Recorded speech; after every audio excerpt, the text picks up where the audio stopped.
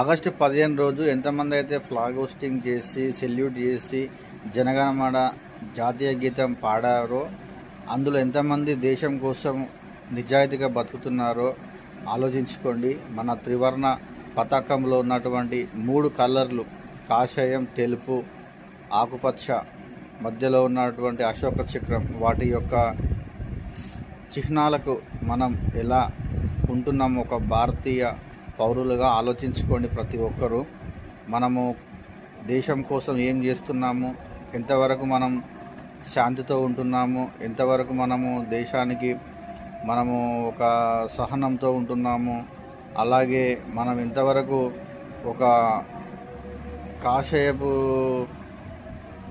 రంగులో ఉన్నటువంటి సాక్రిఫైస్ మనం ఎంతవరకు చేస్తున్నాము, ఎంతవరకు అందరం కలిసికట్టుగా బతుకుతున్నాము దేశం కోసం అని ఆలోచించుకోండి. రైతుల కోసం మనకు తిండి పెట్టే రైతన్న దేశం సస్యశ్యామలంగా ఉండాలంటే ఆహారం అందరికీ.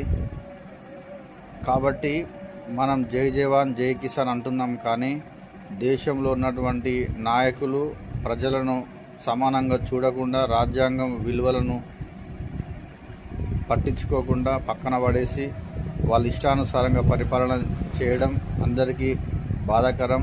ప్రతి ఒక్కరూ ఇక నుంచి చైతన్యవంతంగా మీ వంతు కృషిని దేశం కోసం అందరం సమానంగా జీవించే హక్కు, స్వేచ్ఛను పొందడం మన యొక్క బాధ్యత. కాబట్టి మీరందరూ ఏ పార్టీలకు, ఏ వ్యక్తులకు బానిసలుగా బతకకుండా కేవలం జాతి కోసం, మన దేశం కోసం మాత్రమే అందరం మానవతా దృక్పథంతో మానవత్వం కలిగి జీవించాలని నేను మిమ్మల్ని కోరుకుంటున్నాను.